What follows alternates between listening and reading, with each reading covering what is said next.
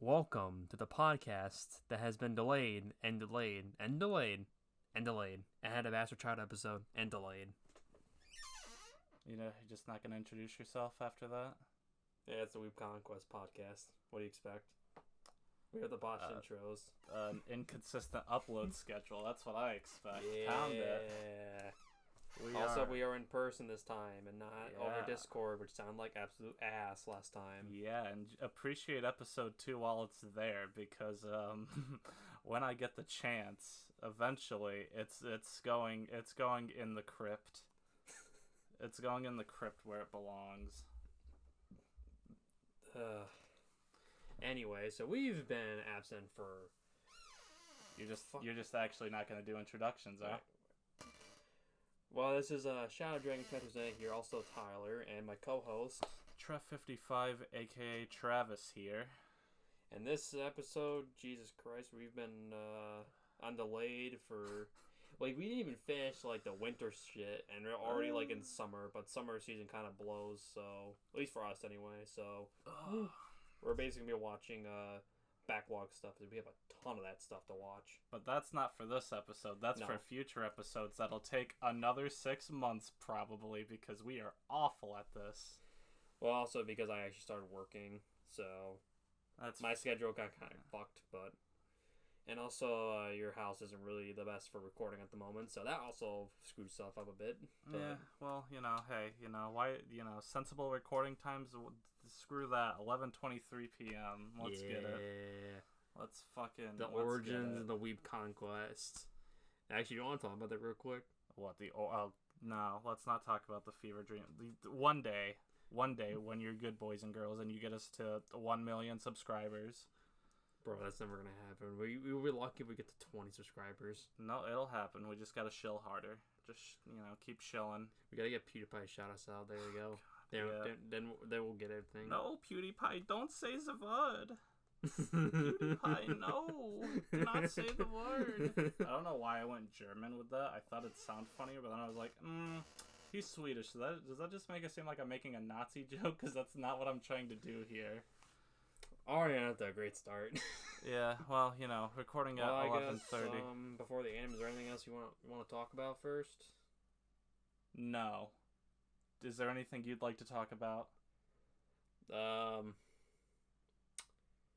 Xenoblade High. Oh, okay, yeah. Yeah. All right, go hype up your little stupid game, your little dumb game, your little baby game for little babies.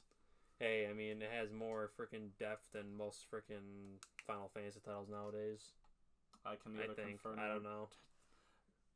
I don't really know exactly. So you make a slanderous claim with just absolutely no backing sort. Did you just want to piss off Final Fantasy fans? Well, I mean, I don't like Square Enix, so I don't really give a shit. I mean, they're getting the NFTs and shit. That's fair. I have never really liked their games, but usually just, I find them to be very grindy and not really reward said grind. Granted, there have been more modern titles that have done better with that, but, the older titles, I think all of them just suck. I guess that's fair. I've never played them, so I guess also, they own Xenogears, and that's part of the reason why they hasn't gotten re-released, so fuck you. L plus ratio. Microsoft is so fucked because, literally, they're too big of franchises aside from Xenoblade are both owned by other companies or published by other companies, so it's, probably impossible to get them back at this point. Actually, no, Bandai actually might be willing to, sell those because, I mean, fuck, who cares? Xenoblade's not going to make any money. I guess aside from that, time for some anime, time for some winter, time for some spring, and time for one that's a bit older than both of those. Do you want to talk about the shows we were watching in spring before we have to delay them? Yeah, I guess I'll briefly. We're not gonna go in depth with anything, but yeah, when we finish them, we'll put them into the summer stuff. But the ones we are currently watching are Komi-san Season 2, Yo Boy Kong Ming, And Love After World Domination. Yep. The only ones we haven't gone that far in are your boy and Komi-san. Komi-san haven't even started yet, but I've heard nothing about this season. They kind of got overshadowed by Spy Family. Fair enough. Spy Family kind of just default dance on the entire competition. Hey, we will get to that, dear viewer. Just you sit your pretty little bottom down and be patient. But so far, all I would say Excuse me. The two we have been watching have been really good so far. Aside from that, yeah, pretty solid season, I would say. Spring wasn't as good as winter because I think winter just was so good. Like, how do I compare this? It's like what was the big year of gaming recently? There was one really big fucking year. You're asking the wrong guy. I don't remember. There was one big year that everyone got. I think it was 2017, where everyone got a major game on the Switch, for example. Right. That was basically that, but for winter anime season. There was something for everyone. There was a bunch of really good shows. There were some shows that were brand new releases that just went skyrocketing in popularity. Right. I'm picking up what you're putting down. In my opinion, yeah, I think winter season was better as a whole. I had more shows that I really liked. Actually, I think there's no season series that during that season we didn't like, minus War and Harem, but War and Harem is War and Harem. Yeah, well, we'll get to that.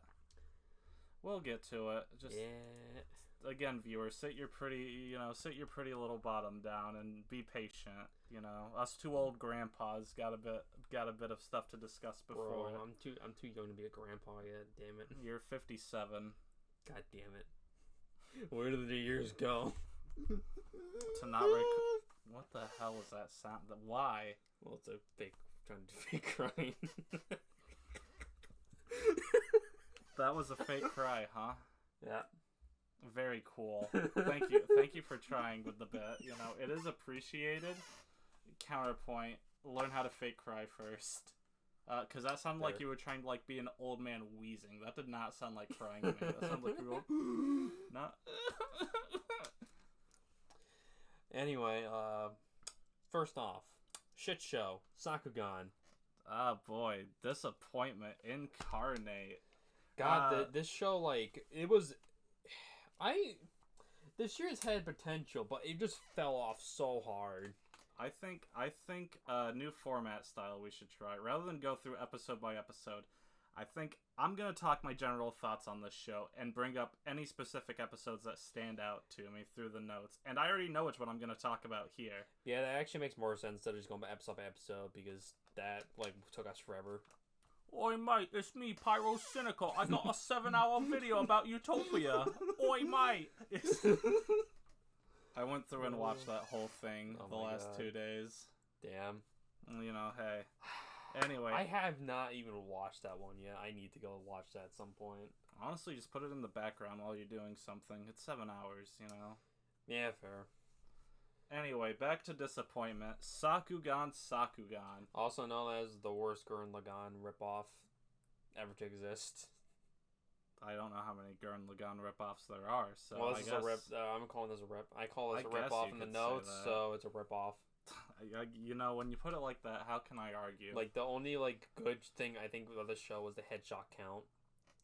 So yeah, basically, I hyped this one up. I remember I was feeling it. Episodes 1 and 2 were pretty solid. Episode 3 onward is just a steady decline in characters. Memempu and Gagumpa, what the hell's his name? Gagumpa? Yeah, Gum Dum, give me Gum.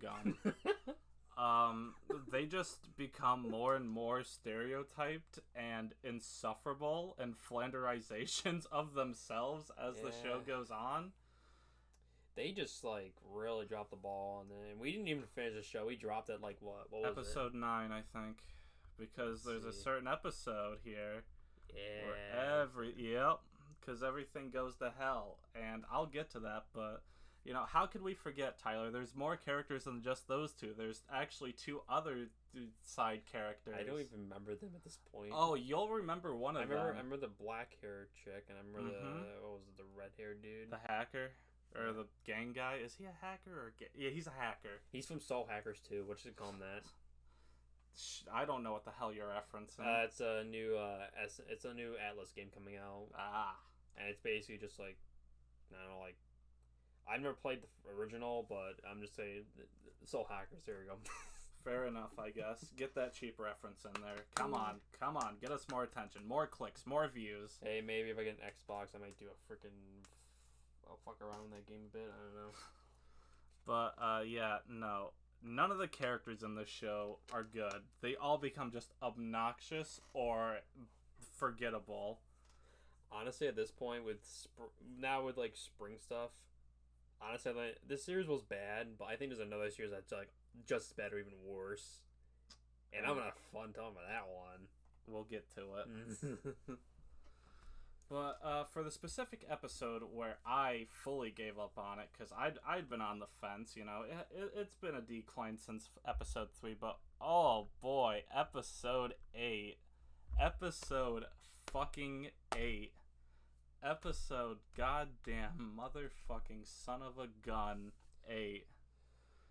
AKA one of the worst plot twists I have seen in any media form in a very, very long time. I don't remember the plot twist at this point. Okay, so the plot twist here is, you know, Dum Dum Give Me Gum Gum used to have a pilot with him, right? We've established that. He dies, Dum Dum Give Me Gum Gum lives.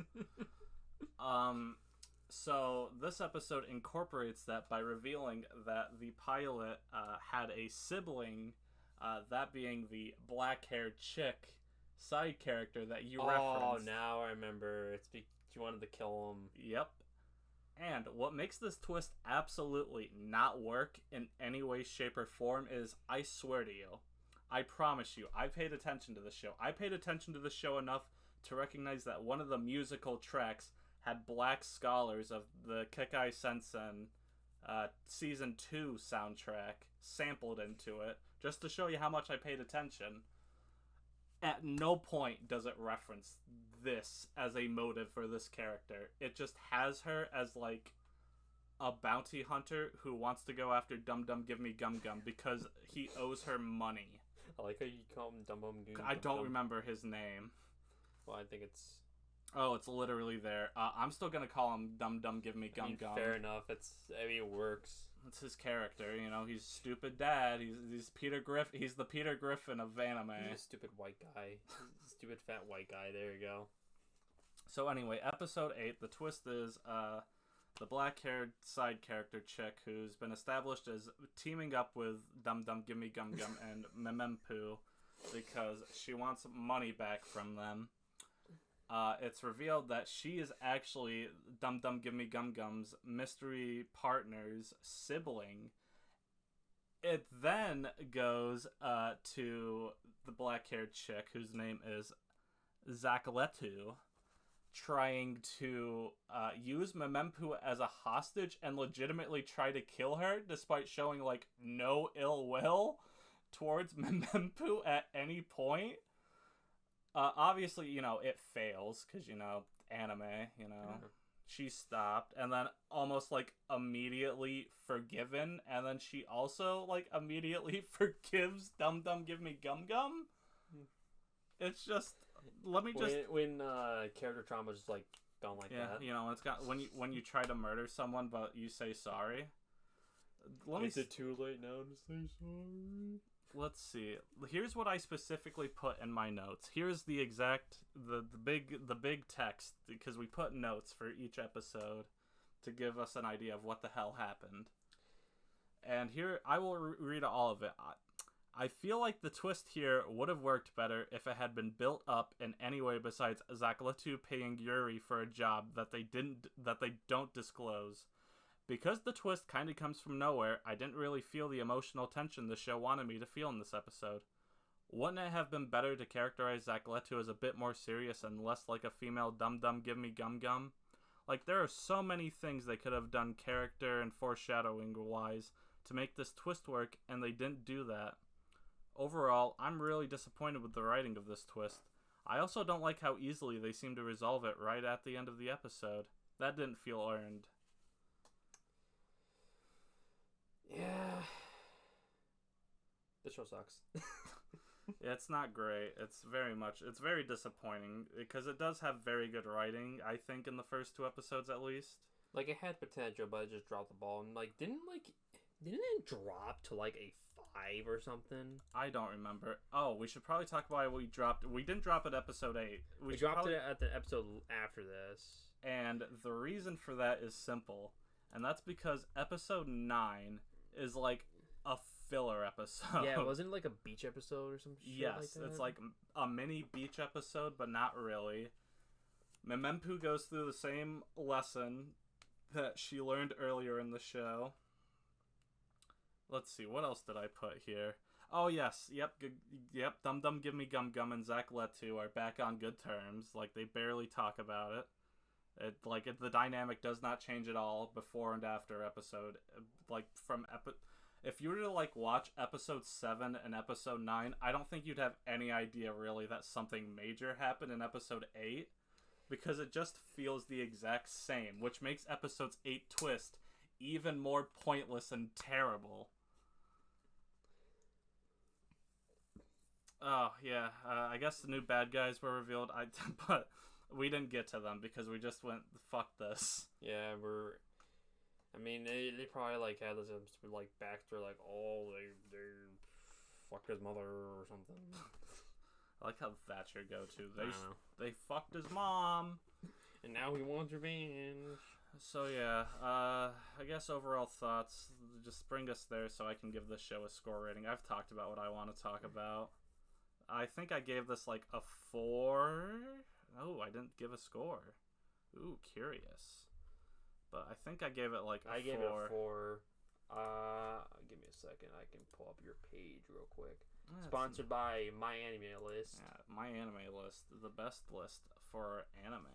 Yeah, oh, not the fucking 4. It's not that deep. I'm pretty sure it was a 4. If it's not written as a 4, I'll put it as 1 now. Alright, we're looking. We're scrolling, you know. Look at us. We're schmoving. It's a 5. Really? Yep. I need to lower that, because episode's 8 twist is that bad. I guess, is there anything else you want to talk about for Sakugan? Nope, that's it. And it's time for me to get even more of my hatred out. You know, it's funny. What's with that? With this show, they already have like merchandise for like the mechs, and the show sucks. I mean, granted, like some Gundam shows kind of do that, but most of the Gundam shows are pretty high quality, so oof on that end. You know, that's how the cookie crumbles. And speaking of crumblings, this is not a cookie that crumbled, but my sanity, as we return to the pit known as World's End Harem, which actually, for as mean as I was to Sakugan just now, World's End Harem might genuinely be the worst piece of media I've ever interacted with. Worse than Boku no Pico? Alright, well... Is it about the same? No, I'd probably put this slightly above it. I may hate this, but I didn't walk away actually, like, somewhat traumatized afterwards. Gotcha. So, you know what? I guess the second worst piece of entertainment I've ever encountered. Yo. You know. I'm not going to go into specific episodes. It's the same stupid shit. The government conspiracy. I think there was one episode that I think was major, though. The revenge rape episode? Yeah. Episode 8 again. We'll get to it. Oh, there's another thing. I remember the whole... Was it this episode where like he had the girl like in the chains? Yes, the revenge porn episode. Okay, I shouldn't say revenge rape. It wasn't revenge rape. It was revenge porn. That's the whole point of episode 8, and it's awful for it because it's basically silver-haired kid pops up again, and I'll have to bite my tongue. Apparently, having sex did make him unpure because he has sex. The teacher disappears. And he just becomes he becomes like basically a sociopath. Yeah. He's like, I am a Giga-chan now. Yeah, he just becomes a sociopath. All the girls are still hot for him. Like, it's not like they feel uneasy or it's established or anything like that. I find it funny how, like, with this show in particular, we just did, like, a complete 180 where we're like, yeah, we want to watch the silver character. Okay, give us blue hair back, please. Dude, right? that is not a bit. Like, after episode 8, you have no idea how relieved I was when we went back to the fucking, like, little bitch boy who refuses to have sex. I mean, he's a little bitch boy, but at least he doesn't, like, become a complete sociopath. Yeah, that's true. So, yeah. He actually gives a shit about people. He doesn't want to treat them as, like, objects. Yeah, they make the silver-haired kid awful, because the silver-haired kid, you see, the sin he committed was having sex with other women in a time where humans need to have immunity to this. Hell, even like the freaking the yellow hair guy that like barely shows up, he's even better than this guy. The yellow-haired guy is, unironically, the guy who's, like, happy in this world and is, like, happy to have sex and is kind of a scumbag, but not really. Like, he's a scumbag, but he's not even remotely as bad as they like. Okay, he's like, I want to have sex, but I also care about you people, type of thing. It's like, hey. he is the Giga Chad. He's the Giga Chad of this world. Like, he's definitely someone who takes advantage of the situation. But at the same time, he's someone who respects no as an answer. Yeah, like he was like, oh, I want to have sex with the blue haired sister, and he's like, I can't do anything. You have to ask her, and she's like, no. I was like, all right. But yeah, yellow-haired character who appears the least, of course, because God is not good and hates me specifically. Man, I wish honestly they just had the series focus on the blue hair guy and the yellow hair guy. I just wish it focused on the yellow-haired guy. He seems like the most realistic portrayal. Plus, you could show the goods and bads. You know, I'm not saying, well, that's what I'm saying, like, the blue and yellow. Because, like, the yellow is using he's doing what he's obviously supposed to. And the blue hair is like, hey, I'm going to see if I can make a cure for this. And he's like, yo, dude, I got you. I will cover your ass. You could do that. I'm thinking you could just follow the yellow-haired guy to show the pros and cons of a society. Also, they really should have made us a fucking hentai. I don't know why they didn't. Again, with this material, like, why did you like pussy out of it? Like, if you're gonna adapt it, just go full into it. I mean, maybe it's because the manga didn't do it. Who knows? But this series just didn't work. I think I said it last episode, but it's a show that revolves around sex, but is too scared to show any actual like sex. It fails. It fails as a plot. It fails as a character study. It fails as porn. It fails as everything it tries to be. It is a miserable experience. Like the freaking like last show that like had the what the hell was it? You know what I'm talking about, right? What show are you talking? The one where like they had the car sex. Oh, the freaking Showtime One-san show. At least they did it. I mean, the show wasn't that good, but at least they committed to it. I'll give them that to it. Yeah, they were like, hey, we're porn, and it committed to being porn, and although it was like very stupidly written porn, it was still porn. I respect it infinitely more than I respect World's End Harem, a show that, like, you see, going back to Showtime, like, it's very obvious, like, it's hokey porn writing, but at least it didn't try to take itself obnoxiously serious and think it like has this actual deep message to say, like this fucking show does with its blue hair, where it's like, guys, you see, he refuses temptation to stay with his one true love, and you see, this is deep because if you don't, you become this gray-haired psychopath, and it's like, fuck you. You become edgy to hedgy. Like, fuck off. Sack of shit. Should we even talk anything else about the show? I'll talk a bit more. The secret government thing goes nowhere. They're just immediately outed. Like, the secret government the show sets up, they just become, like, an obvious red herring for, like, one of the worst designed antagonists I've seen in the blonde big boob chick. The blonde bimbo. Yeah. She, like, it's obvious that, like, she's... Oh, my God. Let's see. Oh, okay.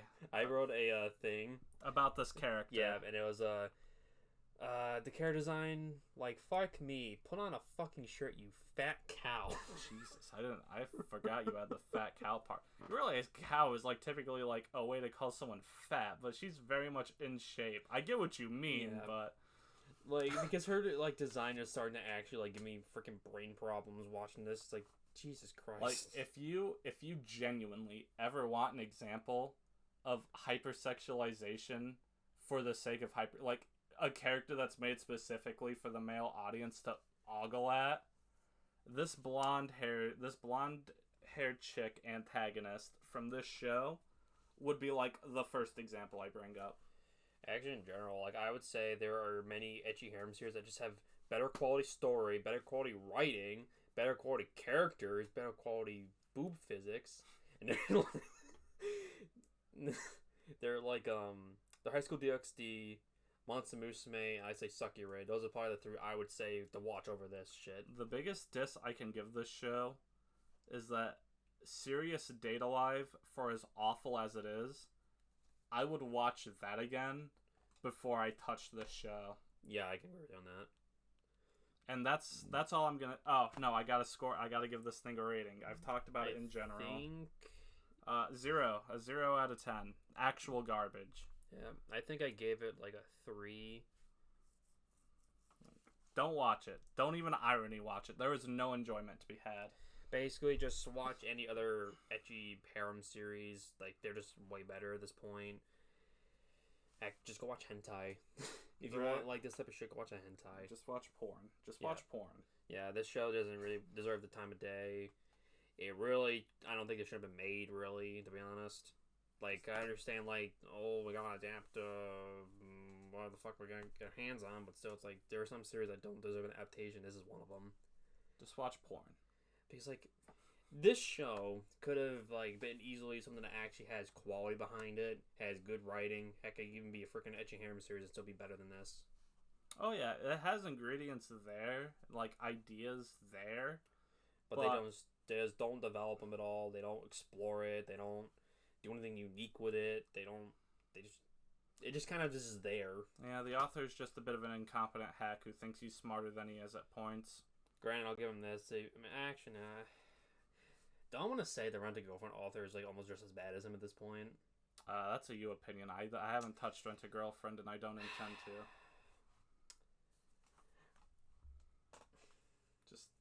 Gonna just smirk and say nothing. That's fair. I think I need to run for a minute. Rent a Girlfriend is such garbage. I cannot tell you how much I fucking loathe any series that drags on, especially a romance that just drags it on. Like, Shonen Jump is different. At least I have something. But with romance, if you drag on a romance from, like, chapter 1 to freaking 250, do nothing with it, it just irritates the fuck out of me. Because it's like, you're wasting my time here. And Rent a Girlfriend is doing that. Plus, also, they're like, hey, you know what we should do? We should give the main character a cock fetish. That's what we should do. Yeah. Yes. See, I remember specifically what you're talking about, but then I forget the fact that he's, like, actually drawn with a boner during that. Yeah, and also they show him masturbating multiple times in the show. Oh, to cuckold fetishes? No, just, like, in general. They just do that a lot, and it's like, alright, do we really need to see that? I mean, that's fair, but I don't care about that. The cuckold thing. Because for reference, the chapter he's talking about, even though I haven't touched it. Something? Yeah, I went out and read it because of the bad name it was getting, just to see how bad it was. And it is bad. You know, as someone who's never touched the series, has no attachment to it, it is a badly written chapter. I just don't understand what the author's thinking. Then he's, like, writing this, like, successor series to Rent a Girlfriend that's, like, based entirely around, like, a group of, like, characters having incest with each other, which is great. Hey, man. Don't hate the player, hate the game. I'd rather watch Domestic Girlfriend. At least they're freaking step-siblings. You want to watch Domestic Girlfriend because it's hot garbage. Yes. And you keep trying to talk me into it. We are going to watch that at some point. I know we are, because we've written it down on the stupid list. Hey, at least every episode you'd be like, hey, at least the opening's really freaking banger. That is true. Anyway, on to actual good shows, you know. Dress Up Darling. Oh my god. After this season, I miss this fucking show so much because there is, like, one good romance series that we've watched in this season. The other one is complete hot garbage, pretty much. Mm-hmm. But Dress Up just really left such a big impact for me as a anime consumer. Like, it's become one of my favorite anime of all time. I would say, like, it's arguably, like, maybe my third favorite romance anime. And that's, like, behind Clannad After Story and My Youth, which are the two basic top dogs for me. My Youth because of the character development between Kaihatsu-bu. I'm surprised I fucking knew that on top of my head. I'm surprised you went first and last name on that. I was a bit shocked. I was a bit stunned. There's Yui, and then Yuki no Shita. I was gonna say, don't forget the name of the girl you think's winning it all. For reference, we haven't watched season 3, so if yeah, anyone we have not. it. I think what I'm gonna end up doing for that show is I'm just gonna buy the Blu-rays and just watch it, like just binge the last season. That's fair. Because I like the series enough to warrant buying it anyway. That's so I'm fair. gonna wait till like Black Friday for it to be like $20, like sold. That's fair. Anyway, back to Dress Up. Would you like to keep talking about it? Well, I'm all like caught up with the manga at this point. Also, if anyone's interested in the manga, everything past volume 6, actually everything past volume 5 is new material. I just forgot to mention that. So once August hits, new material, which is cool. I really like the dynamic between Marin and Gojo. They didn't even get to like the official romance, and I feel like they've done such a good job in developing it that I want to see this get season 2 so bad. Like out of every show that came out this year, this is the one I want to see season 2 of by far. I think Dress Up Darling this first season, because I feel like it's gonna get a season 2 because it was the show. If it doesn't get a season 2, I'd be surprised. It was the show of winter season. Aside from Attack on Titan.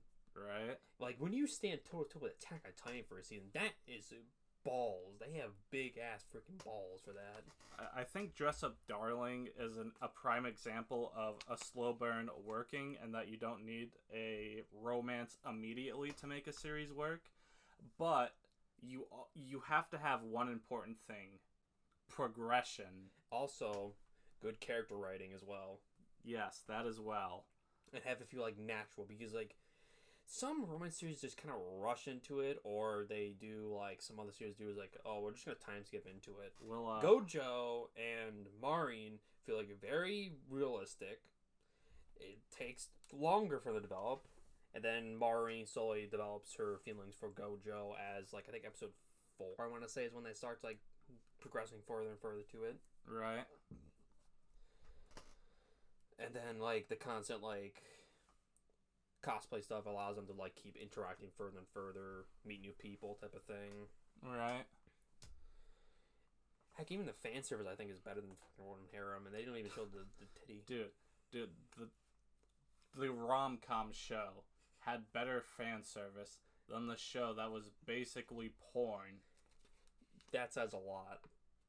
Again, World's End Harem, eat shit, never come back, fuck you. Actually, the funny thing, I think they censored, like, it was the shower scene, remember that, where you, like, walks in? They actually censored that, because in the manga they showed the nip. Ah, of course, because, you know, the show that wants to be porn, again, being too scared to actually be porn. Well, they showed, like, the one in here showed nip, but that's all they would show. But I think it's also due with, like, Japanese laws, where they have to, like, censor, like, the vaginal region. I can't confirm or deny that. Well, that's how most porn in Japan is. They have that stuff censored. Anyway, I don't know why, but... Right. Back to Dress Up. I'm not going to bring... Well, I don't remember the episode, but the hotel episode was a good one. The beach episode was... Or the one where it ends with them on the beach for, like, the final section is just really fucking cute and a prime example of Marin and Gojo's dynamic just working and being able to carry the show. I would say the voice acting was pretty good for it. Oh yeah, no, the voice actors... I heard a lot of good things about the dub because of the Marin's voice acting being a VTuber. Amelie. She's a cover artist too. She was a cover artist before being a VTuber. No, I'm not a fan of VTubers, but yeah, it's because you're weak. You're weak. Well, I'll give her credit for that. Actually, speaking of voice actors, not to sidetrack, but if I could just say, rest in peace to the voice actor of Ferdinand von Ayer and what was his name? It was Bill something, right? For what game? Ferdinand von Ayer. For Three Houses. Mm. He did the Persona 5 Marquis. Dude was a man legend, and I'll always remember his pronunciation of Ferdinand von Ayer. You are a mad lad. Alright, back to the to Dress Up. Is there any Oh, I'm gonna say this right now. I love the succubus subplot. Like, I really the hotel episode. I love that episode actually. If like I honestly, I think this author, what they could do is they could always just take all the series they've created for this series and then just expand upon them into their own separate works.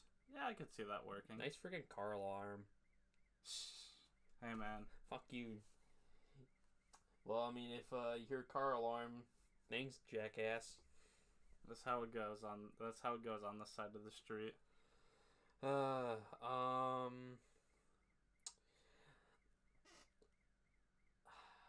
Is there anything else that I could think of that's very major? The final episodes were really good. I really like the, like, honestly, like, this whole season was like really fucking good. Yeah. Like, no. I hope, like, I can't think. The Clover, it was Clover Works. Right? Yeah, well, I believe so. Yeah, they did a fucking amazing job. The animation was so freaking good. I love I mean, I like jiggle physics in general, but jiggle physics from Mario were really good for this one in particular. Yeah, like, I would say, like, if any show out of, like, winter I would want to, like, recommend to a newer anime fan that is, like, obviously fine with, like, edgy shit, I'd recommend this one. Yeah, no, same. Great animation. I hope it's could probably age really well because of that. Because, like, some shows kind of flop with, like, age. Like, I would say this might be on par with, like, a Kill Annie work. Sort of on the scale of, like, Kill Annie to, like, I don't know, like, a student parrot, maybe. Gotcha. I guess I can see what you're saying. Like, it's on the higher end of things. Yeah, no, it's definitely a well-animated show. I do agree with you. I don't quite think it's Kill Annie level, because... Well, I'd say it's like it might age better as like a Kill Annie work rather than like a Studio work that... Pure. Okay, I see what you're saying. And I know that's not probably the name they pronounce, but I just call it Parrot because I hate them so much. They're like, oh, we're just gonna make they're showing jump shooters that we can just extend for 500 episodes, or they screwed up Tokyo Ghoul so freaking bad. Well, yeah, I guess for final thoughts on this one, because Tyler basically took most of the words out of my mouth that I was going to say about this is the genre that I fucking love, so I could very easily, and I've been watching this shit for a long time, so I could very easily tell you exactly what I like about it, what I dislike, and why I think this is a special case in being a landmark hit rather than like a Data Live, for example. I hate to fuck over Data Live fans, but sometimes that show isn't that great. That's how that's how it goes. But yeah, I guess for final scores on this one, again, because Tyler took most of the words out of my mouth on this one, I'm debating between an 8 and an 8.5, but fuck it, I'm feeling in a good mood. I'm feeling nice after letting my disappointment and anger out on two shows.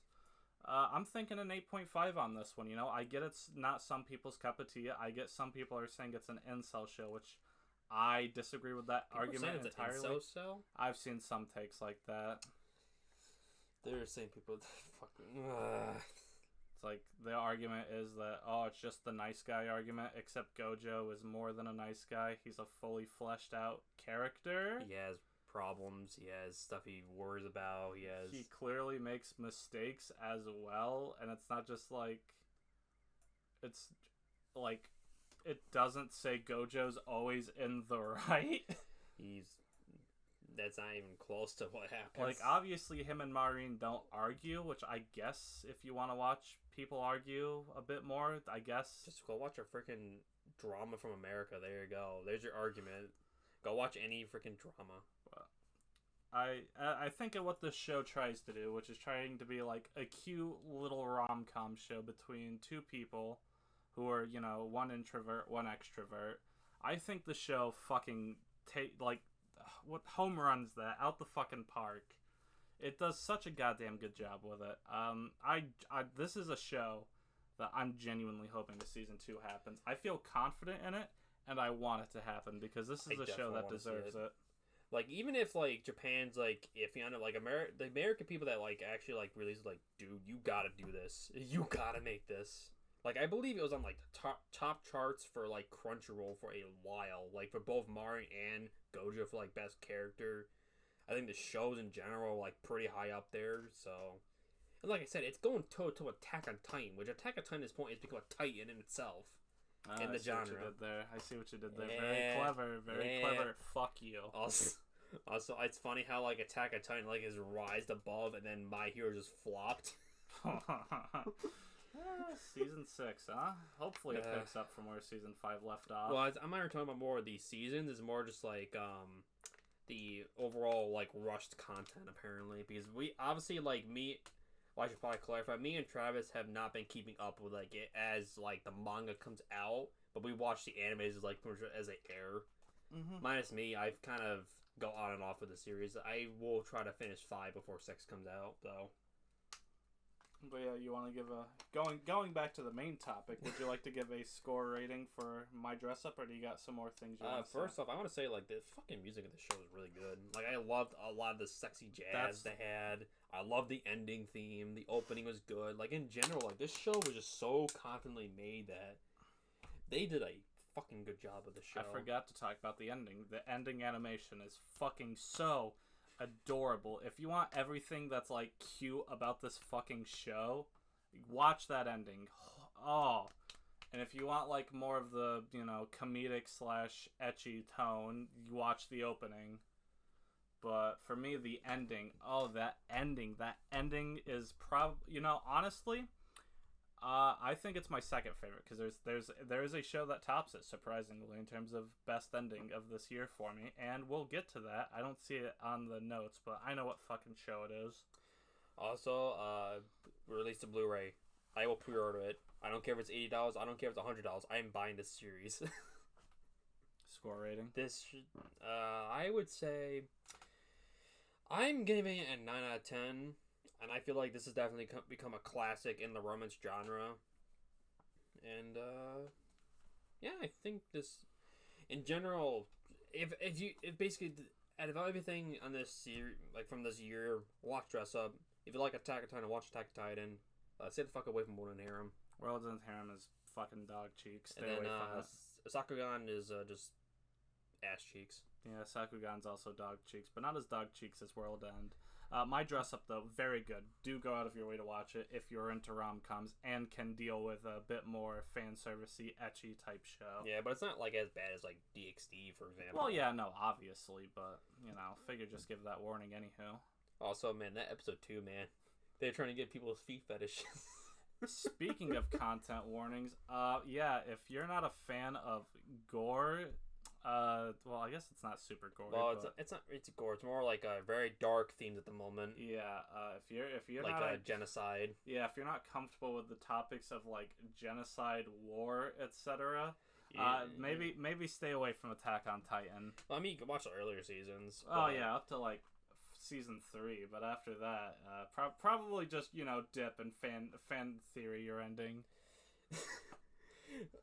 Aaron, he made the sea, and now he's a sailor. Exactly. He's going to get the One Piece treasure. Because now we will be talking about the second part of the final season. And Tyler, I believe you have a gripe with this. Please get it out the way, because I find it quite comedic. Why the hell are they calling this the final season when they're adding like another part to it? Do these people not understand the term of final season? Like, if I see The Walking Dead final season, I expect it to be the final season. Now, granted, if it's like, I don't know, The Walking Dead The Next Generation or some shit like that, fine, fuck it, who cares? But, like, if they call Attack on Titan 2 final, like, season 1, there you go, problem solved, I don't know. Also, I thought this honestly would end in part 2. Because I didn't think there was enough material. Because from what I was understanding it, from what my at the time college dorm mate was showing me, the content wasn't enough or a ton to where I thought that they would do like 2 separate seasons for. I thought honestly this would all end in part 2, but I was wrong. So basically, what his argument boils down to, it may have sounded smart, it may have sounded intelligible, but really what it is wah. Travis was right about a part 3 happening, and I'm angry. I'm not really angry. I just didn't see it happening. But I mean, fuck it. Yeah, this again. I know we talked about that last horrible scuffed episode, but for me, this was my. I know I hyped up my dress up, but this was my anime of the winter season. Honestly, might be my anime of the year so far. Yeah, I can see that. You know, it continues where the other episodes for left me, off. it would be dress up and then Takatana right afterwards. This continues the same level of intensity, you know, ramping up. You know, again, we get the fucking rumbling happening. We see the outcome of it, and we see how just kind of fucked. Yeah, the whole situation is like, oh my god, the scene where Eren like attacks the harbor is like one of probably the most terrifying things I think I've ever seen Attack on Titan do.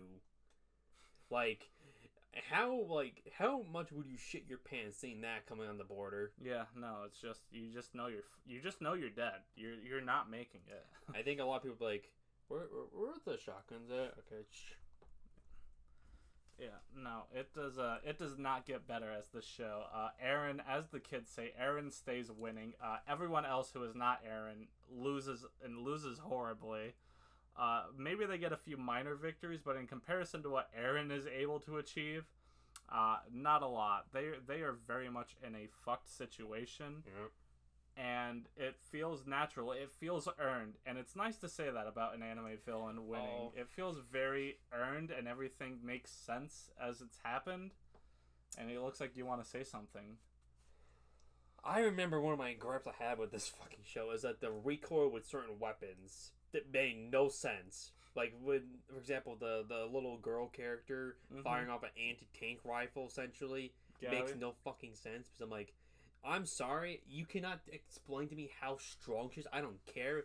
She is so fucking tiny. If she fires out that rifle, she should go fucking flying. And this is like back when he basically got his head shot off. Yeah, no, I know exactly where you're talking. I am going to call you CinemaSins, though, because you're looking at a series where people are able to transform into grotesque giant beings, and you're like, where's my realism? Actually, that little girl couldn't have survived that because the recoil would have. Well, I'm not saying survive. I'm just saying like it should have like knocked her back a decent freaking bit. And you know what my response is? Instead of having a valid response, because that would require like knowledge on guns, I don't have that. I'm just gonna call you a nerd. So I mean, I have fired a shotgun before, and that fucker kicked back. But yeah, I know I'm not saying a lot. Again, I can't think of any specific episodes. Like, that's not to say any of them are bad. It was cool to see, like, it was actually kind of cool to see, like, the once enemies turning allies, like with Annie coming back, Reiner. The interactions they have. Actually, it's kind of cool Reiner being a Chad now. Like, if you told me that Reiner was going to be a good guy after, like, freaking, like, season 1 and 2, I would call you probably crazy. That's fair. I did forget to mention that, but yeah, the fact that they all don't get along immediately, the fact that they're at each other's throats for a very long time. But they have to, like, eventually realize that if they're, in order to stop Eren, they have to team up in order to do it. Because they need the power of both, I mean, like fuck, they have Levi and Mikasa, and they could probably take off, like, a decent bit of on their own. And they have Armin with the Colossal Titan. They have, obviously, like, Reiner and Annie with the female and Armor Titan. They got Piek or Peck with the Cart Titan. They have Falco now with the Jaw Titan. If he actually even uses it, which he most likely will, but at the same time, like, is he? I mean, we'll see. But the only thing I hope that doesn't happen to Jaw Titan is Marco I actually like as a character. I hope he doesn't get screwed by the fate of the Titans, like. But Falco, the guy who has a Jaw Titan. Yeah, Falco. You said Marco. Marco's a bit deady weddy. Yeah, he's been dead for a while. Yeah, he's been out of the game for a minute, you know. Rip Marco. But going back to what I was saying, I do actually really like the fact that they didn't ignore the tensions that existed between the Marlians and the Paradise Island inhabitants. I like the fact that it shows how they work through it. It shows the fact that the Marlians have to be the ones to apologize first, because in this case, they very much were the aggressors. Yeah, like, they really did not need to send the Titans over to them. They Like, really need to. They were like, we'll fuck off. We'll leave you alone. Just leave us the fuck alone. And they didn't do that. Like, They specifically attacked them with the armor and colossal titan for no goddamn reason whatsoever. I don't understand what the point of that really was in the grand scheme of things. Like, I understand they're considered the devil, but still at the same time, it's like, they're not fucking with you. They're not coming over to your land. They're not fucking shooting up your, right, like, your hospitals and shit. Just leave them the fuck alone. Just, like, to give an example of how strong the show writing has been for me in this final season, the fact that you can have a Marlian general who is willing to, like, use the, what the hell do they call it? The race that the Paradise Island people are. I forget the specific. Eldians? I think it's Eldians, yeah. The Eldians, just like, and is just a cog of the system, essentially. And, like, you can make me, through the course of the show and through his actions in these two parts, make me genuinely think of his, like, think of him as a hero through his sacrifice at the end. I think that is very impressive. Well, we gotta give a freaking fat salute to the trainer dude. I forgot his name. Yes, that's exactly who I'm referencing. Yeah, that dude was a Chad at the fucking his last episode. Holy shit.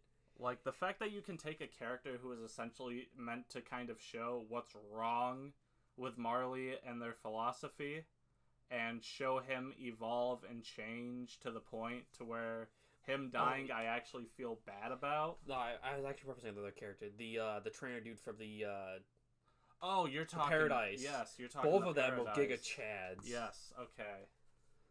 Like, I find, like, it was, like, I was, like, on the edge of my seats when the freaking train with all the airnists were, like, on the freaking path of, like, hey, we're gonna kill those fucks. And then, like, he's like, not if I can help it. Right? Yeah, no, the way they both go out feels like a good conclusion for both of them, because obviously it's like the people who have trained these militaries both going out in, like, a blaze of glory of taking out the bigger threat and showing again that they can work together. Yeah, that Eldians and Marlians are capable of working together, and that Aaron's solution is inherently wrong because of this. I know I'm probably, like, you know, it's just saying it's well written. Also, like, this series is gonna be weird, like, to ever rewatch, because you're just be like, the mind fucks with this show. Right? You're gonna be like, watch season 1, it's like, yeah, be blind this from the start. Yeah, you know about it. Right? You're gonna watch it, because the show does give off some pretty fucking good hints as to what it's gonna be doing, or what its hand actually is. Because I've seen some clips, and it's like, oh, that's what the fuck they were setting up. That's what it is. But I know the ending is controversial, but I'm hoping that I, at the very least, enjoy it. Like, even if it's not that great, I mean, the story up to this point has been really freaking good. Even if the ending is subpar, I mean, it's not as bad as, like, I don't know, I've never watched Game of Thrones, but I mean, that's, like, considered way freaking worse. Or there's also, like, The Promised Neverlands. Like, I don't think it's ever gonna be that bad. Hopefully not. But, in terms of a final score, I'm going to give this show a 9 out of 10. I go watch Attack on Titan. I know it may start off a bit weak, but I promise you, it picks up. It only gets better from where it starts. Every subsequent season is an improvement. Everything is better. All the characters improve. The stakes improve. Just the world building improves. Attack on Titan in general just, like, aged really well. It became, like, one of the better series, like, of the last, like, decade, I'd say. Yeah. If only, like, season 2 took a little less time to come out. Like, I think they had this done by, like, 20... Well, actually, when did the manga end? It ended, like, last year. I think 2021 or earlier this year. I was about to say, like, if it ended, like, in, like, 2019 or something, they could have had this, like, series, like, almost done by now. Right. Also, I'm disappointed they didn't have any town nukage. That was one of my favorite scenes from the, freaking, last Final season, part 1. Because, like, that, I thought that was, like, what they were going towards, like, an actual, like, fucking full-on war between the two, but they kind of went a whole different direction, which is fine, but still, it's like, damn. So, yeah, what would you rate this show? I think what did I actually rate it? Not a negative 10 out of 10. That's for damn Well, sure. that was for the no nukage, but that was more for me. I'm aware that was for your bit. I'm just saying. I certainly hope that's not your rating. No. You'll have to worry about more than just me. Yeah, I'd be like crucified by the freaking Attack on Titan community. I give it an 8 out of 10. That's fair. Actually, like I think the last season I actually really liked was season 2. It's like I felt like it was when they like really started to like. Season 2 was such a fucking improvement over season 1. Also, I hate the voice actor for Eren Yeager so much that I like. Yeah, I'm watching the subbed. Yeah, we should reference the English dub actor. Neither of us think really works for the role. He works better for like someone like Nagato from Danganronpa. Yeah, for something like Attack on Titan or SAO, where you're required to like actually have like vocal cords that can actually like yell. He does not work with those roles. No. And I couldn't even imagine watching him try to do like these 2 seasons in particular, because that's like, how the fuck are you gonna do that? Oh god. Oh no. How are you gonna be able to do that? Oh, he is the voice still. Oh. At least I think he still is the voice. Let's check this. There's no way they would change voice actors. I don't think they would, but still, I mean, Jesus. I realize this sounds very disrespectful, and I don't mean it to. I just don't think the guy's the right voice for the role. Like, he's basically like, it's the best way I can explain him is like a Pee Wee Herman trying to voice Guts from Berserk. They do not work. Yeah, that's fair. Because, for example, like, Guts as a character requires a very much. He needs to have a lot of aggression in his voice. Trying to replicate that in a dude that cannot do it just does not work, and that's why most time dubs just don't work in America, or like English dubs don't work usually, because they just use they cycle through the same voice actors. Some are good, like I'd say like my actually I have John Michael Taylor. He's probably one of the better like male voice actors I've heard. The GOAT. Like for females tend to do pretty well. It's just the dudes that need to be just right, and a lot of them just don't work. Right. But moving on from Attack on Titan, up next, if I'm thinking right, is a show called Sabakoi Bisco. Yep. And I know we talked about this one as well, but it needs to be said. This show has such a weird world to it, and I think the fact that it manages to make this world work and like have rules that make sense in it is something that should be commended. Also, we should give it credit that this is a first for our studio. And they did a good job with this show. Like, it is a very weird series, but it works. Like, it's a very solid action series. I think the fact that the show can, have me believe that either main character could die by the end of it, or at certain points towards the later episodes, I think that should be commended as well, because I don't typically buy into that, but the way the show is written, it genuinely does make you believe that. And then the show had generally good improvement. I didn't really think there's any like bad episodes at the beginning, but like it steadily got better and better. Right. The characters are all good. They're all fun in some way. Like Pawu, the fact that I get the fact that there's a strong woman character who stays a strong woman. Like, sure, she may need help in X situation, but that does not take away. Like, they didn't take her into an Asuna from SAO, essentially. Yes, they did not do that. Also, I don't know if you know about this, but the author actually regrets a lot of the shit he did in the early series of SAO, with all the technical thing and shit. He regrets that shit now. Good. Because it was particularly for a rape scene, I think, in I want to say the Progressive. It's one of the more recent ones, and he's like, yeah, I regret when he was hearing the voice acting, he's like, I regret my decision entirely. I am so fucking sorry for all that shit. So he's like he said, he's gonna refrain from doing it from now on. So I will give him credit for that at the very least. But he kind of needs to figure that out way sooner than now. Better he learned it now than never. Yeah. Most people probably would not. Most authors, most otaku authors would not probably have made that connection. But I'll give him credit for that at the very least. But hey, a show that doesn't have a rape scene in it? Sabakoi Bisco. It has a lot of shrooms in it. Lots of shrooms. A girl nearly dies by a parasite being in her throat. And that was a fucking weird scene to watch. I forget that girl's name, but she's also a fun one. She's a pink-haired yes, chick. The pink-haired girl. She is also fun, you know. I think Sabakoi Bisco is a show that shows you don't need to have very complex characters sometimes. Just as long as you write them consistently and the situations they're written in a way that makes sense for them, then you can have good characters. Like, I think that's the reason the show works as well as it does. Like, it's not the best thing ever, obviously. Like, I don't think it's as good as Dress Up or, like, but it was a solid, Attack. it was a solid series throughout the whole run, pretty much. Yeah, no. Like, if someone watched this as, like, one of the animes of the season, I think they'd probably enjoy it pretty well.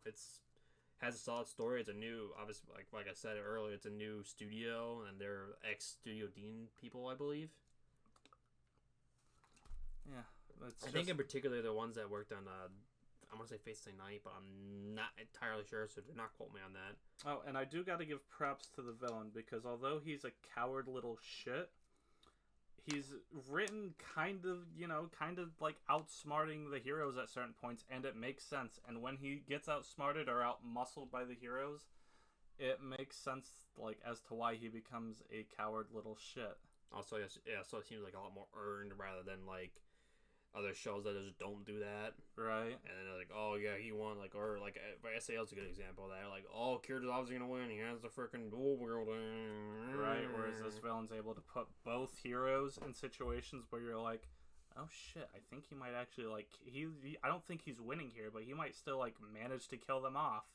Also in 10, where they, like, pretty, like, well, tricked the audience into thinking that, like, Bisco was actually dead. Yeah. Because, like, they had the ending theme. Where where his voice is just completely gone from it. Yeah, no, that was a very nice little detail. Also, thank you, Bisco, for doing the nukage. It made up for Attack 10 not doing it at all. Thank you. Oh, that's right, because the main villain gets fused with, like, a giant robot. It was like it looked like one of the golems from the Apocrypha. It makes more sense. I promise that sounds nonsensical, but somehow the world rules of the show make it actually work. Also, I find it funny how Bisco just said "fuck you" to death. Oh yeah, no, how Bisco just goes "fuck you" to death, and then just, like, goes "fuck you" to the main villain, and then also goes Super Saiyan the next episode. Overall thoughts, I would say this show is definitely a really solid addition. Like, every show this season was really good and confident.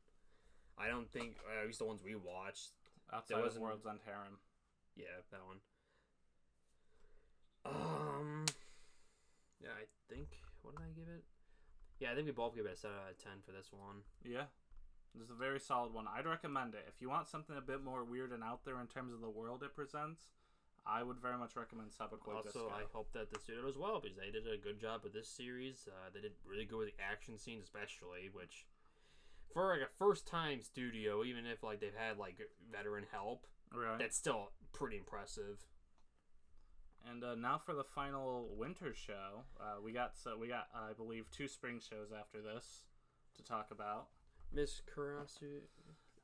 Miss Kuroitsu from the Monster Development Department. And this show got, like, really screwed by the rating. What was it? I do not remember what Mal rated it, but this one's just a simple, fun little parody show of Super Sentai to be, or I guess you could say also Kamen Rider as well, sort of type of thing. Just right in Kuroitsu, Monster Development. But yeah, no, like, the show, it doesn't try to be much. It's just very much like, what if we had a Sentai show from the villain's perspective, but also the villain agency wasn't terrible and had a very bureaucratic system to it. Also weren't scumbags. Yeah, that's why I said weren't shitty people. Yeah. 6.77. I mean, I think it actually went up, I think.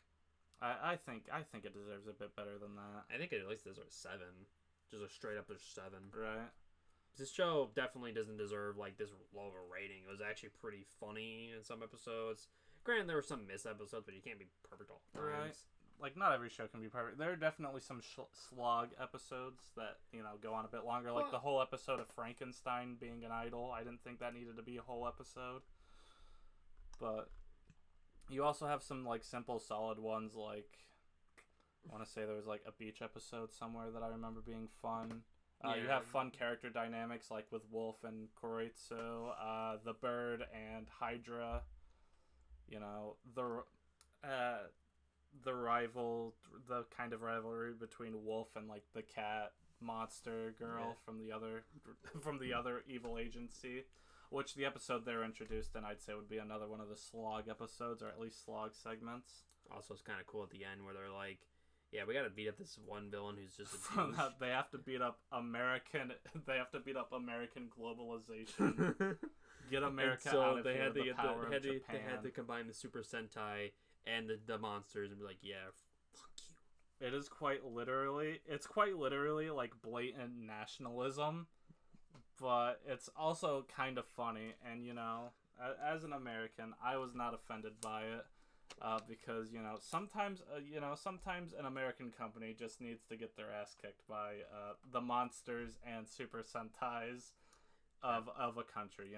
Actually, I find it really interesting that there's been like 2 pretty good Super Sentai shows, like back to back, or sort of like parodies. Season to season. Yeah. But we gotta save our thoughts on that second one because we haven't finished it yet. So far, it's been good though. Mm-hmm.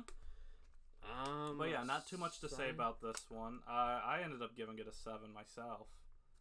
It's just, there's some meh, there's some good. It's just a fun little. If you're into Super Sentai, I think this is a series for you. But even as someone who's not that well versed in Super Sentai at all, I still found it enjoyable. I mean, I'm not really that much into it either, but I mean, I know a decent bit about it.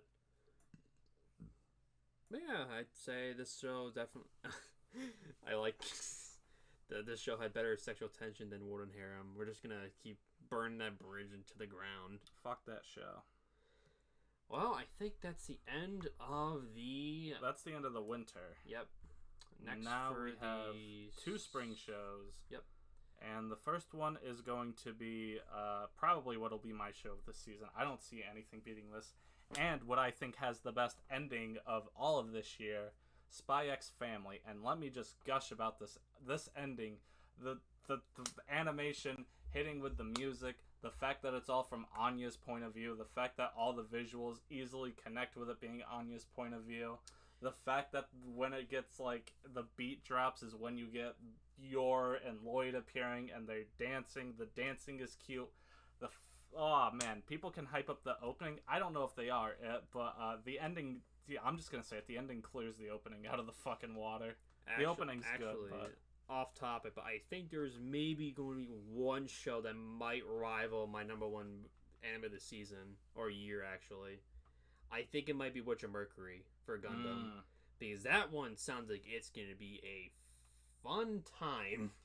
I don't know, a 4-year-old murdering a dude with funnels. That sounds fun. But back to Spy X Family is one that took a bit to click with me. Episode 1 was very good in my opinion. I think it is a very strong start from there. But I think episodes, I want to say about 2 to 4, while they're alright to good, excuse me, I don't think they reach the highs of episode 1, which kind of made the show feel like maybe it was being overhyped by people, at least to me. But immediately, after the Lloyd Man Castle episode, which I believe is episode 5, it just consistently goes up.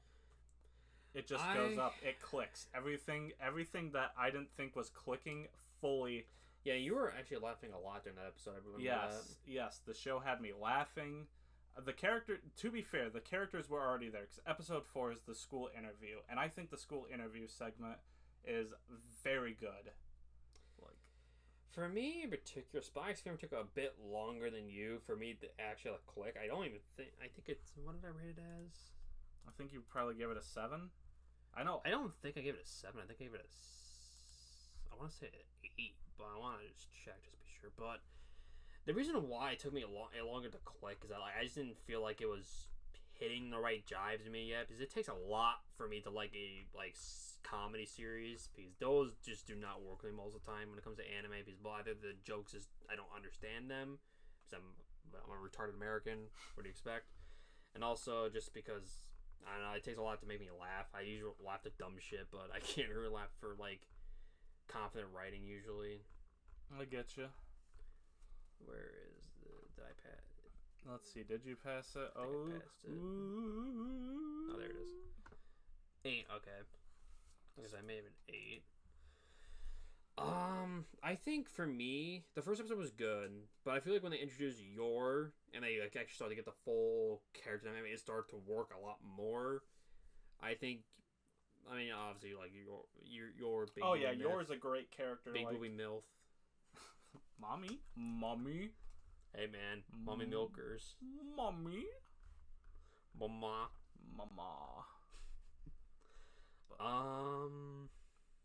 I think it also works better because Anya gets like more to do than just her. Like she gets the whole school dynamic now, which I think has like the whole dodgeball episode is a fucking great one. I like how they kind of like, I don't know. To me, it felt like it was kind of parodying like My Hero for a bit, with like the dodgeball. Like I feel like that's a good you say run moment. Like the dodgeball episode's solid. The segment where Lloyd is just desperately trying to get Anya to apologize to Damien, just with like how absurd he gets with it, is very solid. Also, I like when they when freaking Yor just freaking basically just destroys that guy's freaking jaw. Oh, this when he kicks him up. That's not a layer. Quite the school, but that's a little layer. It's I guess at the aquarium. I just thought that was a very funny scene. You know, all three main characters in the show work. Lloyd obviously is more of the straight man, and I think he does a great job at that. Anya is like the oblivious kid, and you know, she's manages to be fucking cute and adorable, so you don't want anything bad to happen. Actually, I really like the segment of the episode where like she was trying to like get talents and she just freaking face plants. it was like, oh my god. It's like, I feel bad for the kid, but it also was funny. Right. And I think the writing does a good job in showing that she's like actually, because I forgot this myself until it was pointed out in our mother's basement video. But looking back at the writing does a very good job at indicating that she is younger than she is saying, and that she very more than likely lied to Lloyd. Well, obviously she lied about the crossword puzzle, but I don't remember how much more she lied about. I just think I just didn't understand like how this series was really that like big, because like it was good for a while, but like I didn't think it was like 9.4 out of 10 or like rivaling freaking like the top dogs. But I mean, now it's like it's starting to make more and more sense. It just took a lot longer for me to fully grasp what the fuck was going on with it. Right.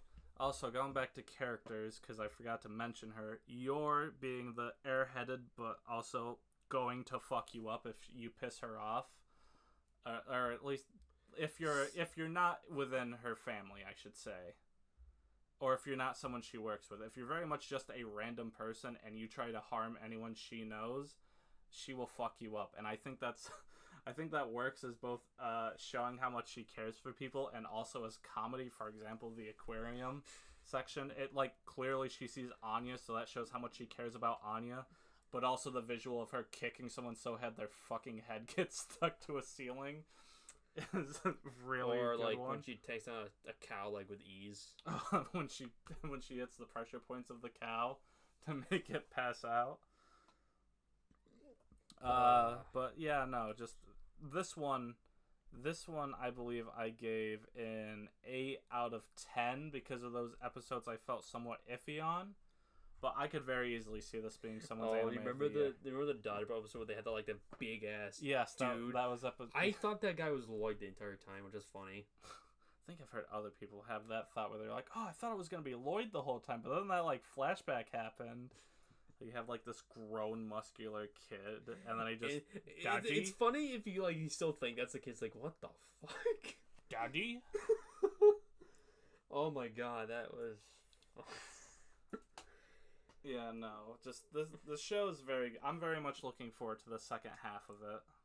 Also, episode 11, what they call the academia. I'm like, yeah, this is definitely an academia, and I Shut fucking the hell I up. annoyed the shit out of Trevor. It was funny as shit. Shut the hell up! You are a menace. What do you? Do you have any episodes you want to talk about? I feel like I talked about everything I wanted to, so that's why I give it my rating of an 8 out of 10. Well, I kind of like jumped in there and in there. Like in general, I think the show's good. It just like I didn't understand like why it was so popular for a while. Because like this show at first was like kind of like it's good, but I wouldn't say it's like better than Dress Up. I won't even say now it's better than Dress Up. I still think that series is just peak in the genre. This show is good, but I don't think. Well, for comedy, yeah, I would say it's good, but for other genres, it depends, I guess. Like, certain genres have, like, certain peaks to them, and... Actually, what are the genres with Spike's Family? So, I'd say probably rom-com. Action, comedy, okay. Action, yeah, it's pretty good. Comedy's pretty solid, so... What, for another dig at World's End Harem, because again, fuck that show. The fact that the Yor Lloyd kissing scene had more sexual tension and build up to it than near anything produced in World's End Harem is just another reason that show should be embarrassed at its existence. Let's talk about that freaking brother character real quick. The potential incest brother. I think it's pretty much, like... obvious at this point. Incest is Wincest's character. The brother who would very happily... That was actually one of my favorite characters in the show. So I thought it was really funny to watch. Oh yeah, no, the fact that it's like very shown to be like, you shouldn't be acting like this. What is wrong with you? The fact that shockingly enough, this anime does a brave thing. It says incest is not a personality trait someone should have. I know, brave for an anime to say. Let's give it a round of applause really quick. And I think that's what makes them work, is because it's like very, like, obviously from like the writer and viewer's perspective, it's like, what the hell are you doing? But because Lloyd and Yor are just like so oblivious to most social like norms outside of when they have to act, they're just kind of like more of like, oh yeah, I guess this is just how like a brother's supposed to act. It's a bit out there, but it's just because he loves me. Also, I'm pretty sure they were referencing like the his like officer unit as like basically the Nazi regime at this point. I don't know if they're supposed to be that, but they're very much supposed to be the counterpoint to Lloyd's agency.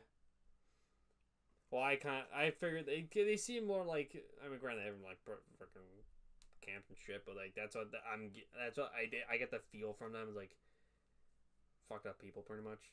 Right, but I'm sure we'll figure out more in the second half. Also, it's kind of weird how they picked episode 12 to end off on, because it doesn't feel like an ending point. So it definitely feels like it's supposed to be like a 25 episode series. It was definitely supposed to be a 24 episode, because I remember when the show started airing, my anime list had it listed as a 24 episode one, and then it got cut to a 12 episode one, and obviously that's because, COVID's still having its effects. I think this actually is a better idea of doing this rather than like certain series. Like, for example, Shield Hero had like a big budget problem near the end of it, so like a lot of the like the final battle, a lot of the like extra characters were just 3D models that looked like shit. Right. But like with this type of setup where like they do parts and they release it like throughout the year, like Spike's Family getting like the first part in spring, the second part in fall, that's actually a good idea in this concept. Because plus also like oh shit, Spike's Family's come back. Right. But yeah, no. As you can tell, we both enjoyed it, and we're both looking forward to the second part. I like this way more than Komi-san. But hey, I think we've had enough positivity. I think it's time we end this on just a wet fart of a show. Shikimori-san. Man, this show, I think, fell off harder than any other show I've watched this entire year so far. Before you get, because I know you're going to have a lot to say, let me just get my small pieces out. Because this is one that hurt Tyler way more than it hurt me. So, episode 1 was good for what it was. It was cute, right? It was simple. I got it. Episode 2 and 3 is where I immediately noticed, oh god, this show is going to be formulaic as hell, isn't it? And while it doesn't become formulaic in the sense that I thought, which was main guy gets in trouble, girl saves him, and then gives him a look that is very much just her eyes are like more detailed, so that creates the cool look, which it does for a bit. But then by the last few episodes, all the characters kind of like all the main characters have that like the eye detail. Well, no, pretty much. like you know what I'm talking like when it closes up and Yeah. like it's supposed to be her in her cool look. It doesn't do that. It is a very much formulaic and bland show. And by the last 3 episodes, both of us were struggling to. I think it was like actually the last 4 actually. Was it the last 4? Because it was like yes, the stupid subplot with the one character, and then the stupid basketball game, and then the dumb. Yes, episode 9 was also one we were like struggling. Basically, the last 4 episodes were a bit of a struggle to care because the show is just not interesting at all. It really isn't. Like Shikimori and the main guy, despite apparently dating for 3 months, they don't No, feel a year. Oh, a year? Yeah, that's why I'm even more irritated with the show because they like they do a time skip, and it's like they don't do anything with it. Wait, then I just realized the flashback episodes don't show them start dating. They kind of do. They kind. Well, I mean, it was like the whole stupid thing where like, oh, we gotta get the same number as the so we can get the 4 together so we can fall in love. It's like, why? No, I mean the episode 11, the specific flashback episode. Well, that was a flashback episode. Yes, and it doesn't show that. It only shows them like getting accepted. Well, maybe I'm wrong. I don't remember this point. Which makes that episode even more pointless because what the point of a flashback? Like, not only does it barely show the main guy whose name is Izumi, I just remembered it. Yeah. It like shows him at the very beginning and just ignores him. Like for they the rest show of that it. he has we were showing like insecurities about like his bad luck, and then they just never touch it again for like the rest of the episodes. Like, what was the point of showing that? And then it also doesn't just show them getting together, which you'd imagine would be the main point of a flashback episode. Yeah, if this series gets a season 2 before Dress Up, I'm gonna be actually fucking pissed. All right, now that I've got, I think I've gotten my piece out the way. That I think the show's just bland, forgettable, boring. The only emotional response outside of that it got for me was I think episode 8, which is the volleyball girl, which they only introduced in that episode. By the way, they did introduce her beforehand, but they didn't introduce a subplot with her beforehand. Yes, which does not work because they pulled a subplot last episode. They're like, she actually has feelings for this dude. No. The only reason that it even slightly works is because they just beat the shit, metaphorically, like in an emotional sense. They just beat the shit out of this girl for like the whole fucking episode to the point where you're just like, Jesus Christ, world, just stop. God damn. Like, I think there's like a section where she's like helping out her classmates, or about to, and then they're like, oh, I don't see you being able to fall in love with anyone. And it's just like, Jesus, man, why would you actually say that to someone? What the hell? It's just like, that's the only time I got like really any emotional response from this show. And it doesn't feel earned. It just feels like they're just kicking someone repeatedly and I'm asking them to stop after a while. Yeah. But I will let you get into your rant now, Tyler. All right. So the first couple episodes were good. Some of them were kind of but they weren't genuinely bad. I would say it's more like what was it? The river episode? Beyond the river episode, I think is where they start getting like really like in the shit territory where they just don't do anything. And like I've said before in the same podcast, I have a lot of experience with this genre, and I can tell when the series is fucking wasting my time, and this is definitely the peak of that. This is the... Actually, you know what? I think I need to go for the overall thoughts, because it covers exactly why I feel like this show just does not work. Well, before you get that, let me just say one thing, because you mentioned the fact they're dating for a year. The fact that in my head, I had to subconsciously, like, because you're right, because I do remember them saying that. The fact that in my head, I had to, like, go 3 months to justify the way they act towards each other at all, because they do not... I don't understand why they have them dating for over a year, outside of the fact of just Shikimori's aware of how his bad luck works. But literally in every other sense of the relationship, they act like a couple who just got together like a week ago. I swear to you, this is... I swear I remember this. I could be wrong on this. but I specifically remember there's a scene where they're nervous about holding hands, and both me and Tyler go, why the hell is a couple who has been together for a year nervous about hand holding? And that makes the whole kissing thing even worse, too, because, like, you're going to tell me over a year a kiss on the cheek? Because episode 12, spoilers, by the way, I should preface this. Episode 12 kind of ends with Izumi giving Shikimori a kiss on a cheek, which then leads to an actual kiss. She's just flabbergasted by the cheek kiss. You're gonna tell me over this year that, like, they never did a quick little to the, like, the cheek, to the forehead, to the lips? You're gonna tell me a lip kiss was, like, too much for them for a year? I mean, I understand taking it slow, but Jesus Christ. That's a bit too slow. That's not a slow. That's like a crawl of someone who's dying. I'm Shikimori is gonna get fucked by saying this, but it's going as slow as Rent a Girlfriend is, and they haven't even gotten together yet. That's how slow this series feels like it is going. It's going as slow as a Christian girl trying to have abstinence, which means eventually when it gets to that final step, it's gonna be the weirdest, the probably grossest shit ever, and it's gonna lead to an immediate pregnancy. There you go. There's how Shikimori should end, based off my headcanon. But it's gonna be like the sex. It's gonna be some like weird obscure kink. It's gonna go on for a minute because this girl's been holding back for like years, and she needs this outlet. Like, her body's been like, please, for the love of God, just do something.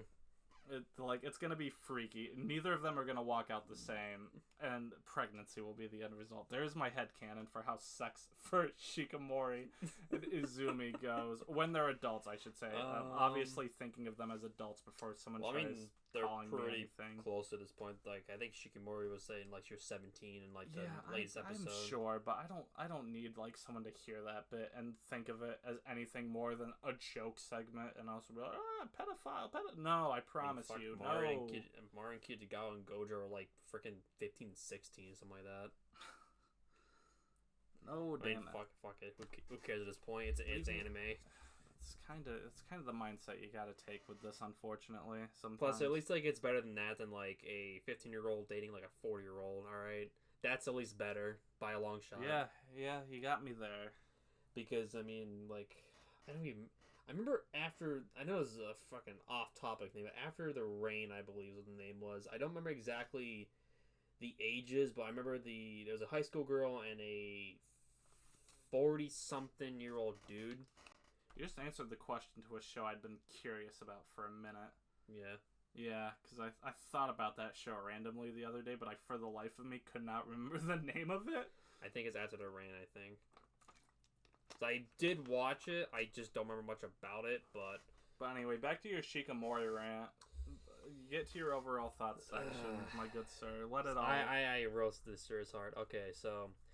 Shikimori was not written in the 21st century. This was a series written in the 1st century, where the only people on Earth were cavemen that had no fucking clue how to write a confident story / romance. If this show were a hentai, it would at least have the sex to sell it, cause the characters of the story are at best those shit storylines from a Pornhub video. This show honestly is one of the worst series I've seen in a while, and I've had a ton of experience with this genre, and I can tell at this point when a show is fucking wasting my goddamn time, and this show is definitely on that list. Like, examples of way better shows for, like, recently anyway, The Spy X Family and Dress Up Darling. Now, granted, one isn't said romance genre, and the other hasn't even gotten to the romance status yet in the anime anyway, but both are equally more enjoyable with the characters and the overall story. Fuck this show. If I'm ever going to read the manga, since it's doing well apparently with better ratings wise, I'm only going to pirate it because this show is not worth my money. I'm giving the show a solid 2 out of fucking 10. So I'm glad you got that out of your system. Been there, trust me. I know how it feels. I mean, you were just in this episode. But yeah, I think we've said all we need to say about this one. For me, it's a 4 out of 10. The last few episodes are just so dull and boring that it went from a 5 out of 10 to just like a please just let this end already. I don't. why did this show? I actually could see like actually working in the early days, but it just fell off so fucking hard. It's not even funny. Like it was going like here and then just. For reference, he had his hand high and then he just like horribly collapsed. Yeah, he slashed it downwards. And on that happy note, this has been another episode of the Weeb Conquest. I guess to give you a preview of episode 4, at the very least, some of the shows, like seasonal stuff, we'll be talking about there. Love After World Domination, Komi-san Season 2, and your boy Kong Ming, Call of the Night, and KG File. Which somehow is a 5-episode series that we just keep finding for whatever freaking reason. 5-minute episodes. Yeah. Or at least, like, I guess, like, for right now.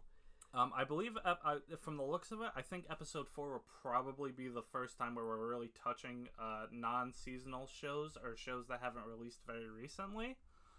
We will see on that, but I hope you guys are looking forward to that. I hope this episode gets more views. Do you want to talk about at least, like, the ones we know for fact we're going to be watching for that? No, I'll leave them alone. I just figured the seasonal stuff, build anticipation, build the hype. But, yeah. We're going to be watching Gundam. I mean, it's a hint. But on that note, this has been, Weeb Conquest yet again. Thank you for listening to this. I hope you've enjoyed the mad ramblings of us two about anime. I'm Trev55 signing out. And that's Shadowdrain Tyson 8 heading out. And that is the 3rd episode of the Weeb Conquest podcast. See you next time in 6 months. Hopefully not that long.